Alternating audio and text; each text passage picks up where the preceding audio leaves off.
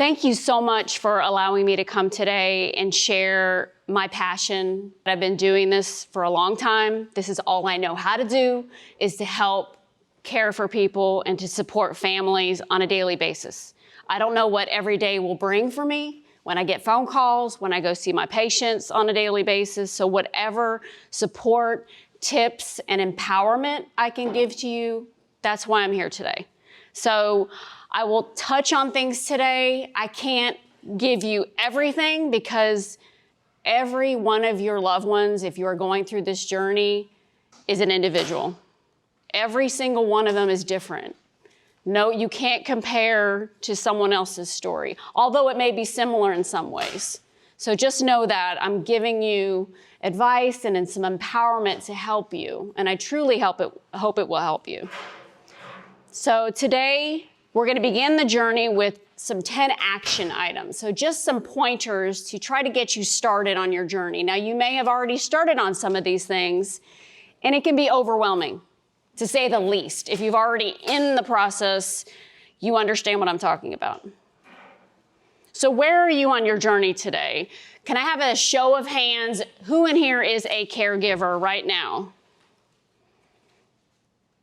So there's a lot of you that are caregivers. Have any of you ever been a caregiver in the past? Yes. So you understand the emotional, the physical, the toll that it takes on a person. And what do we need to do? So some of you may be concerned about yourself, your loved ones, and the one who is going through this journey. Some of you have a loved one who is newly diagnosed and you're going, what do I do? Like, where do I start? How do I even begin this journey? And others may be far along the journey or not knowing what to do because they have new obstacles and behaviors or different things that are coming up that you just don't know what to do. So these are the action items, and I know this is a lot, but I'm going to touch on each of these because when we came up with these slides several years ago, these are things that are important to think about if you've not already thought about these things already. So these are things that are essential and important for your loved one and for you, for future care. So understanding the importance of these is why we are going to touch on these one at a time. And we'd have to be here a long time. I really could have a talk about each of them. We could be here all day long, to be honest with you. So why is it important to consider these items? So knowledge is power. The more you know, the better prepared you are going to be going forward. So many times we have families that'll come to us or families I've worked with in the past, and they don't understand what the disease is, or they don't understand what's going on. They don't understand the finances. They don't have the full picture. So it's important to have as much information as you can. The better prepared you are, the better quality of life you are going to have, and the better quality of life your loved one is going to have. So being prepared is essential. You will have more compassion for them because you will understand why they are doing what they are doing. And what I mean by that is understanding the disease, understanding what's going on in the brain. Why are they acting like this? And what is going on with them? Having more compassion, meeting them where they are. And the earlier you address these action items, the better chance the person with the disease can share their feelings and have a part of the decision making. If they are early diagnosed with some type of dementia or some type of cognitive impairment, they can share in making decision making. Sitting down with them, it's not easy, believe me. It's not easy to sit down and have those ugly decisions or ugly conversations about end of life or finances, things like that. But the earlier you have those conversations, you're giving them empowerment. You're giving them the opportunity to make decisions about their life. Now, the first topic I have is disease knowledge. I've been doing a support group at a local facility for I don't know, 10, 11 years, I don't know. And so many times families will come to me and they're like, I don't know, she has some kind of dementia. And I'm like, okay, but they all are so different. And I know you've all heard this. So Alzheimer's is the most common type of dementia, if you don't already know this. And I apologize if some of you are aware of this, but dementia is an umbrella term. So that's what they call it. I don't know if any of you are familiar with that. So several diseases affect the memory, and that's what dementia is. And so it is brain failure. That is what dementia is. It is brain failure, which in end causes a person the inability to take care of themselves, inability to physically take care of themselves, and mentally be able to daily manage their medications, their finances, their day-to-day tasks.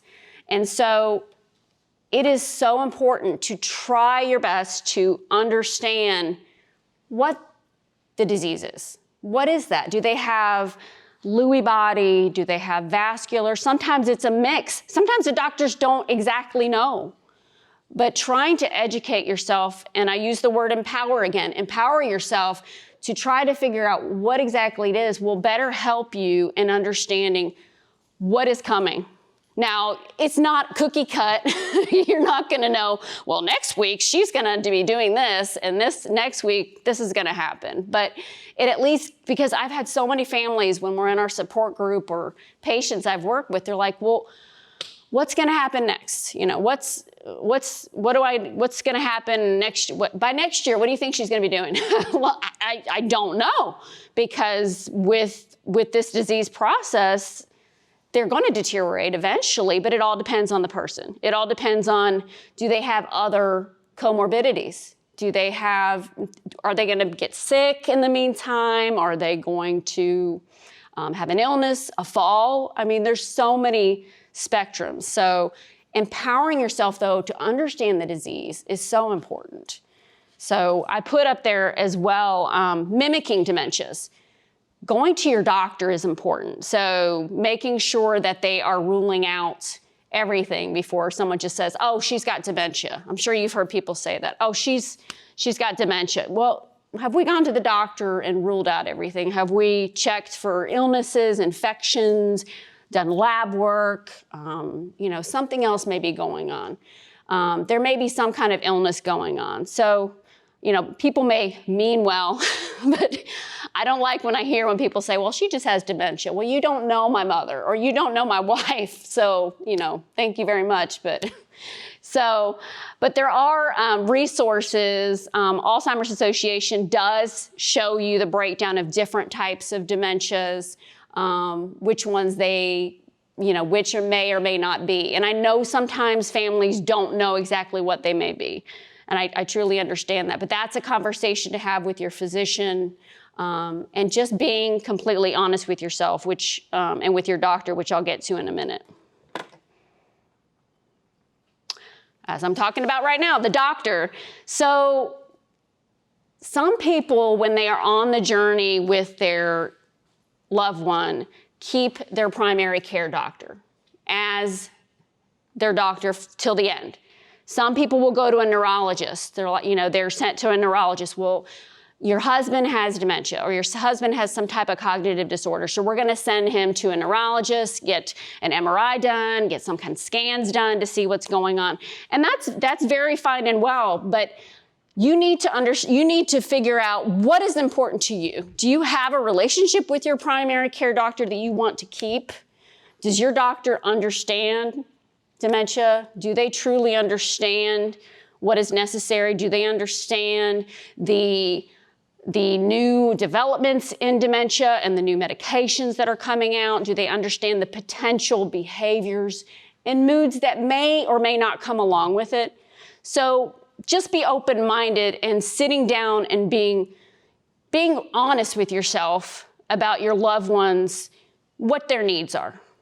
Sometimes people want to stick with their doctor, but at the same time, you're going, okay, but mom has changed a lot since she's been going to the doctor for 30 years with this doctor. Maybe it's time to look at a specialist, such as a geriatric psychiatrist or a neurologist, to really look at things to see how they can better help them.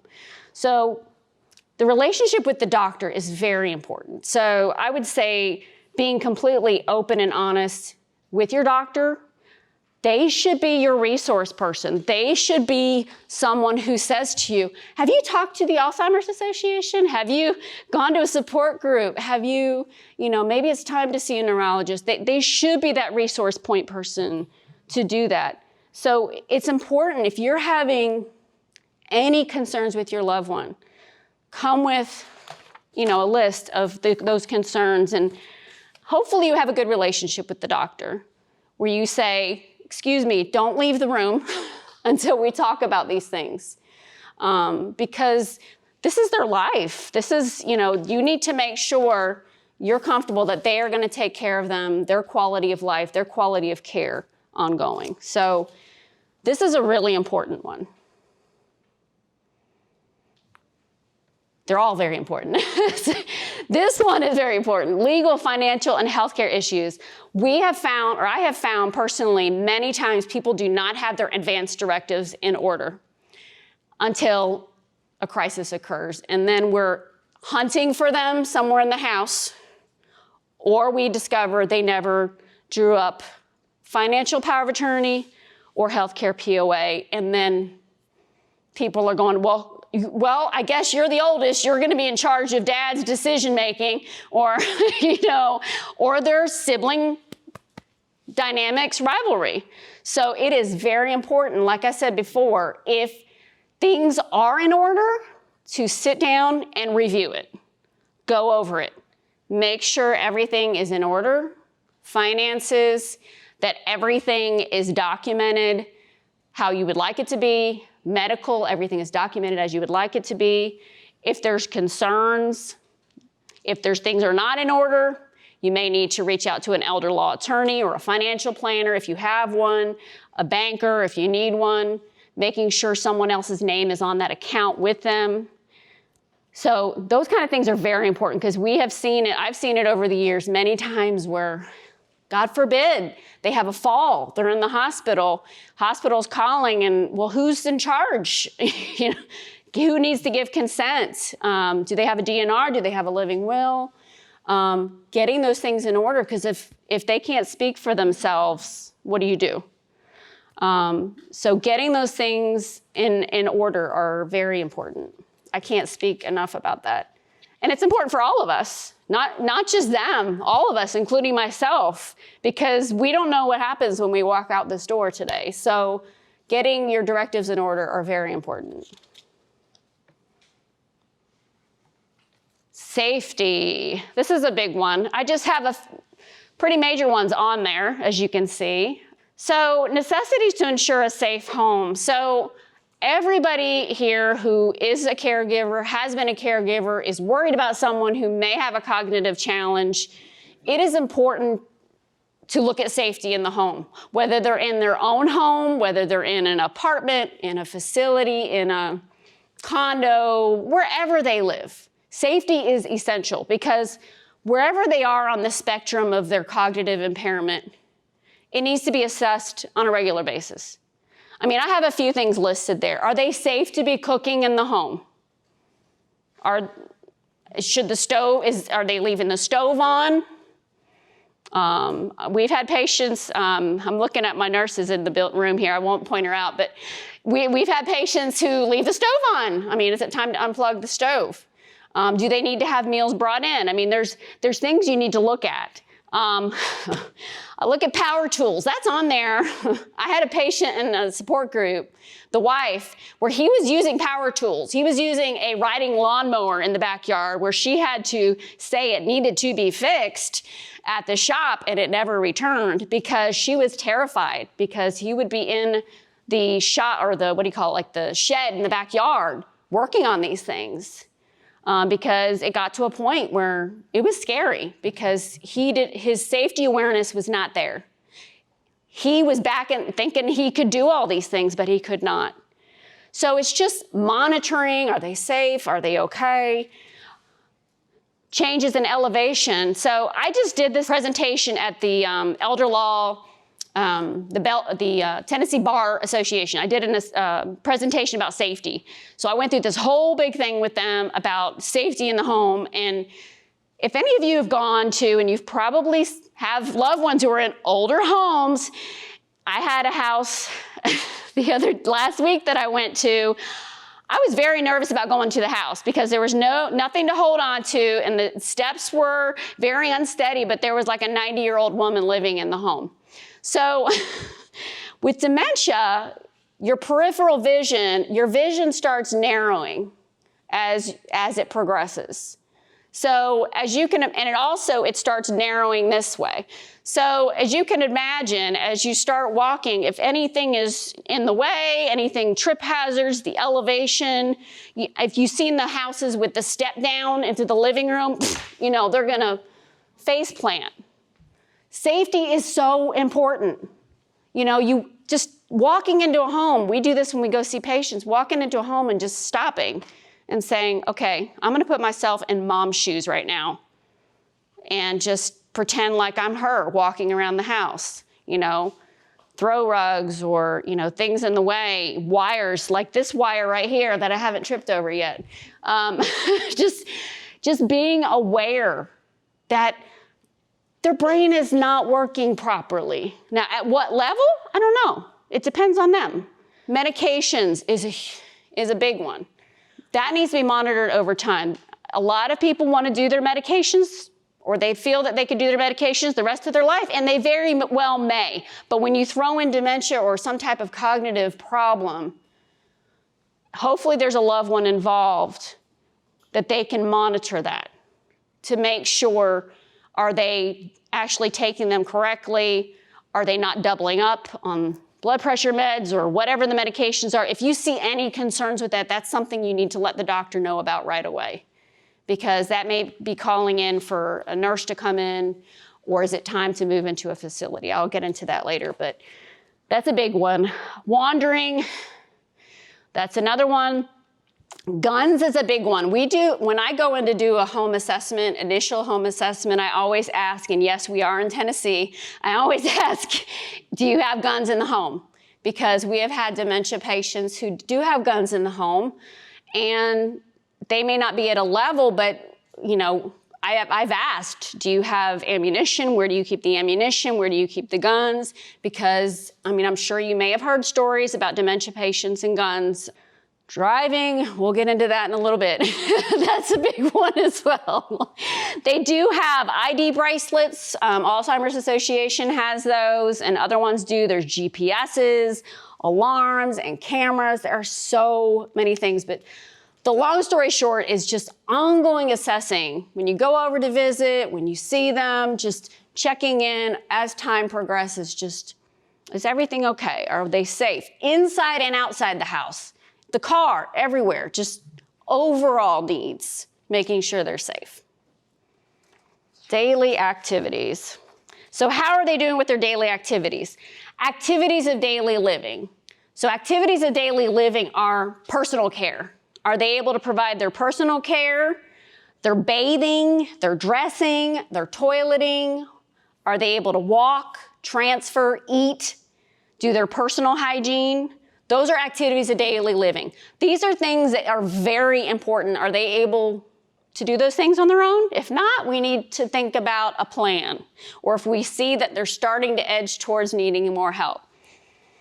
Instrumental activities of daily living are the managing money, paying bills, the cleaning, the shopping, those type of things. You may already be doing those things for your loved one, where you're starting to helping with the bills or helping with cleaning up around the house, those type of things. That's when you're starting to reach out maybe to other family members, friends, neighbors. Sometimes you're looking for a little help in the home. They have CPA on there. Sometimes people will reach out to somebody to help with the finances a little bit, to help with the bill pay, those type of things. These are very important to start keeping an eye on what's going on.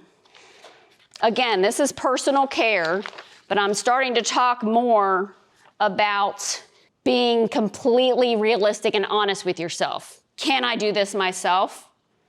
Can my family do this? Can my friends do this? Can I rely on my friends? Do my friends really want to do this? Does my family really want to do this? And what is realistic at this current stage? I mean, personally, when it came to, in my family, my mom got very ill with cancer, and my dad said, well, this is why we had 8 kids. Y'all are gonna come and take care of it. And they were in Ohio, and we did this for a few weeks, and then I said, no, we're getting care in the home. There's no way, because it starts, some families it works, but sometimes it's, well, not sometimes, it is hard, emotionally, physically, for the family to do it all the time. So it is so important to have an honest, realistic conversation with your loved ones and sit down and say, what are we doing? Okay, and also financially, what can we afford? That is huge. That we're getting into that next, but it's so important to understand where we are, and that's where I talk a little bit about in-home care again. Home health. Now, home health medical is through insurance. So if you see maybe they're starting to fall a little or they're starting to decline a little, you can talk to your doctor about getting some medical therapy or a nurse to come in, that kind of thing. I don't want to get in the weeds here, but I'm just trying to let you know a little difference there. But adult daycare, different ideas to think about as we are needing some more help. Again, moving more into future care. So these are the things we need to think about. So again, future care, we just talked about this. In-home care, adult daycare, assisted living, memory care, skilled nursing, hospice. Some people will say to me, no, I'm not moving them into a facility. Well, okay, well then we've got to come up with options then. Not only the care, but financially. So financially, do you have long-term care insurance? So long-term care insurance is something you pay into, for those of you that are not familiar with it, which will pay for either home care or in skilled nursing facility or assisted living. Do you have VA benefits, private pay, Medicaid choices you can apply for? There are resources that can help you to apply for those type of things, just so you know. There are people out there that can help with these type of things. But the one thing I want to say is you don't have to do it alone. There are people out there to help, and there are people out there going through the same thing you are going through. So you very well may be able to keep them at home. I don't know, but there's a lot of pros and cons on both sides of each step. So I just wanted to point out the different types of options. Respite is a good idea. A lot of people don't do respite. Assisted livings have that option where you can put your loved one into an assisted living for a week at a time.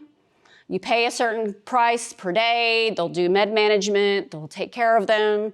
So you can go on vacation. So you can take care of yourself.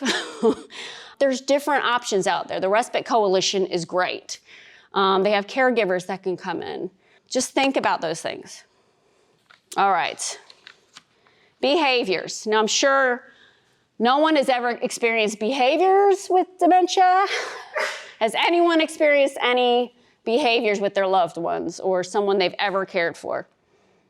I see one little hand in the back. There's a few little hands. Now I was gonna say, now, people say, oh, they're acting, Well, to me, I always feel there's a purpose, there's a reason for the behavior. So being a detective as to what's going on. Why are they acting like that? It could be an infection.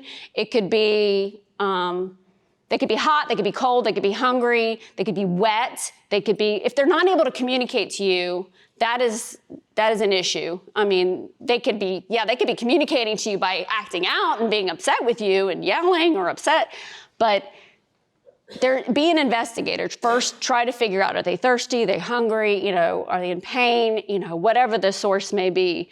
But sometimes they do need medication to help in calming them. Not everyone, but trying to meet them where they're at, trying to keep yourself calm. If you're finding that you are not calm in the situation, stepping back, taking a deep breath, and then coming back in, and then trying to regroup yourself a little bit, depending on the situation. Now, if they're in danger or you're in danger, that's another situation where you need to call someone and make sure you have help, contacting the doctor if needed.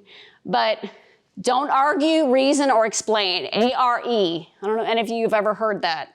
But with a dementia patient, it doesn't do any good, if any of you know that already. It does not help to argue or reason or explain to them because you are running in a circle like this. So join their reality. Meet them where they are. It may be in a reality way out here, but if they're content there, then join them. Meet them there. Just be there with them because it's hard because if this is your loved one, someone you care about, it's heartbreaking to see them like that. But you need to try to meet them there because if they match your emotions, if you're getting heated up and upset, they're going to get more heated up and upset. But if you're trying to calm your emotions, then they're going to calm their emotions. So just trying to fuel off of each other. So there we go. Oh, here's our favorite one, right? Does anybody have the secret to this one? This is not easy for anyone. I don't know about y'all, but there's no easy way with the driving. We have tips here, but even with this, it's really hard. I can't even imagine. I remember with my parents, it was really hard. We recommend, of course, I've done this. I rode with a patient one time, and I was very terrified, to be honest with you. We made it back home, though. But I told the husband I want to ride with her because she had been dinging up the car, and he said he wanted me to ride with her. So I rode with her. We inspected the car. Now, she only went to familiar locations, but I told him at any point, I bet you she is going to crash the car. It's inevitable. And eventually, yes, she did. She crashed, she totaled that car. She didn't get hurt, but that was the end of her driving days. But won't give up the keys. What do you do? What do you do? It's hard because that is, I ask anybody here, that's your independence. Like you get up in the afternoon, you go, hey, I'm gonna go to Wendy's and go get a Frosty. Okay, I'm gonna go, Like I was talking to one of my residents recently, she said, I wish I could just go drive, but they won't let me drive. And I'm like, well, why do you think that you can't drive? And she goes, well, I think something's wrong with my brain. What do you think? I'm like, well, I said, it slows down after a few years, doesn't it? And she's like, yeah, I'm about 88 years old. And I said, yeah, I think it slowed down a little bit. But, she has dementia. And there's no way I'm going to sit there and reason with her about that. I was just kind of joining her where she was. But there's no easy way to do this. Inspecting the car, riding with them. It's not on here, but the biggest thing, again, is having early conversations about driving when they are more cognizant of understanding. Like, we need to talk about your driving. We need to have this conversation. I have a gentleman who has early to mid dementia. And he took, and this is what I was going to get into, Vanderbilt does a driving evaluation at Pi Beta Phi, Bill Wilkerson Center. And we recommended that he went, and I explained to him, because I've known him for years, I explained to him what they were going to do. They'd have an OT, do an evaluation, and they look at everything. They do, your peripheral vision, your reflexes, they do a lot of things. And he didn't pass, and he was shocked. And I sat down with him, and he's able to reason right now. But at the same time, he's fighting. He's like, no, I want to drive. But I can't. It's independence. It's control. But if we can at least talk in the beginning stages about this, like, it's safety. We're talking about safety of your family, safety of people you don't know out there on the street. We've got to talk about this early as possible. So the doctor needs to get involved. So you aren't the blame. You aren't the bad person out there. The doctor needs to be involved. And the doctor can order a driving evaluation. I had a lady come into the office today, and I had told her if she didn't have, the evaluation done, something is going to happen. And she told me, yes, Mom and Dad took a trip, and they got lost, and now the car is going to the shop. So thankfully, they didn't get hurt, though. I mean, that's why these conversations need to happen. And if they don't happen early, then we need to get the doctor involved. And it's not easy. It's not easy. But safety is key. Safety is key. Caregiver stress. Does anybody have stress here? Is that why there's cookies here? I don't eat cookies when I'm stressed. So I mentioned a support group. Support groups are great, and you don't even need to talk. You could just sit in the back and just take it in. I mean, I had a young lady join our group last week, and she just sat there until the end, then she spoke up. And she said, I don't know if I should be here because my mom's really the caregiver. I think I'm a fraud. And I said, you're not a fraud. You're the daughter. Oh, my Lord. Everyone is a caregiver if you're involved in the circle of care. If you don't want to attend a support group, it's okay, but have some kind of circle of care. Your church, your friends, you're someone you can talk to. Don't isolate yourself. You are among people like here today. You're among people who are walking a journey of some sort, whether it's about friends, family, neighbors, someone you're trying to help. Seeing a counselor. I have some people who just told me, I don't want to sit in a support group, Julie. I don't want to see other people. I don't want to talk to other people. I want to talk to a counselor, so I'll refer them to a counselor. And that's fine, whatever works for you. Caregiver burnout. This is a big one I talk about when we do support group is making sure you're taking care of yourself. Getting enough sleep. Getting enough exercise. And I'm not talking about, for those, I'm showing my age, Jane Fonda workout. I'm not talking about that kind of workout, but I'm talking about go out and take a walk. Get some fresh air. Maybe not on this hot of a day, but getting some good food in you, taking care of yourself, journaling, doing something positive. At the end of my support group, I always say, do something good for you. Whether it be planting something, some people go get a massage. I have a couple guys that go golfing. A couple people just want to go drink wine. So do a book club. I mean, it's important to take care of yourself and watching for the signs where you are not doing well. Connect with people. I have some people that would just connect once a week to make sure that they are connecting with others. So what do you do now? God, Julie, you gave us a lot of information. So what do we do? So I said this in the beginning. Every person and journey is different. You cannot compare yourself to anyone else. So your journey is very different, but the importance is that you share with others, that you talk to others, and that you're not alone. Don't ever think that. And that you can reach out to others. Like if you're having a bad day or you just want to talk to somebody. Communicate, that's what I'm saying. Communicate to other people. Decide what your priorities are and long-term goals. Sitting down and getting it out, writing it out on paper, whatever works for you and your family or whoever your loved one is, getting it out. Figuring out what your short-term goals are, your long-term goals are. If you need to find any resources, doing so. It's so important. Exactly. Start reaching out to resources. Even to have a plan B. Sometimes you need a plan C. Sometimes you need a plan D. Getting those things in place. And it could be dependent on finances. It could be dependent on family, who's available. I mean, it just depends on the situation. And I put on there, remember, you are not alone.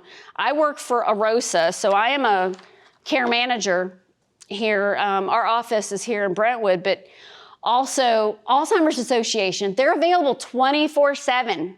They have a helpline you can call. People that will just talk to you on the phone and give you resources and give you help. I know we have information over there on the table. So just a little bit, I put some slides in here about what I do. So I've been a care manager for a long time. I can't add right now. Since 2006, but I've always worked in geriatrics and worked with dementia patients. So this is my passion. This is all I know how to do. So I just showed you, so I'm an aging life care manager, and we have aging life care specialists all over the country. So there's people, not just our field, but there's people all over this country, all over this city that help people. So please know, again, that you're not alone. So just to talk a little bit about me, so we went to refer to a care manager like myself. I have a lot of dementia patients, and so we help evaluate what the situation is and help clients and families address any concerns that come out. We also help patients with mental illness and disabilities. We have a special needs division that I work with. We also work with family conflict. I know there's never any family dynamics that go on, especially when there's, illness and whatnot in the families. And then this is just the core areas of what I do. I do a little bit every day with my families, if you don't notice here. Do a little crisis intervention and legal and housing. But what I love about our job that I do, not to mention when I go out and speak, like I said, I spoke to elder law attorneys. I've spoken with Tennessee Respite Coalition, help train their caregivers, things like that, is I like to connect with different resources so we can better be equipped to help all of you, finding resources to help you and your loved ones. So avoid these common mistakes and avoid frustration. So your first inclination is to provide all the assistance yourself. Of course you want to do that. You want to do everything yourself. Oh no, I got it. Hey Jan, how you doing? Oh, I'm good. Everything's great. I got it. Don't worry about me. Click, and then you're like, oh gosh, how am I going to do this? There are resources out there. There's in-home care. There's adult daycare. I know a lot of churches are doing adult daycares now. There's support groups. There's things that can help you. Families typically seek specific services, transportation, in-home care, grocery shopping, as opposed to a comprehensive service that will meet a mix of needs. So sometimes people will just kind of take a few things here and there, but sometimes they need more. Sometimes they may need, a little bit more than just one specific thing. Like, well, I have mom picking up getting her some groceries, but then what if you get mom delivered some groceries and then you find she doesn't know how to put them away? You need more, because I know through COVID, we've all learned how, they'll drop the groceries at your door or whatever. But I had found over COVID, I've had some patients where they didn't bring the groceries in. So then I found that they were leaving them at the door and they didn't bring them in. So there's got to be more services. Families often fail to investigate options until situations become dire. I mentioned that. The lady, her mom and dad drove to Kentucky and then things happen. Yeah, wait till a crisis. You don't want to wait till a crisis. That's what this means. Don't procrastinate. Going it completely alone causes your stress and becomes costly. We do not want to do that. I've had caregivers who have stressed themselves out completely and end up in the hospital themselves or needing care for themselves. You don't want to get to that point. So those are things to try to avoid. This is just our sheet just showing people like myself. We're all over the country. And that's me. And that's all I have. I know that was an awful lot. Just trying to share a little bit of what I do and what I see out there.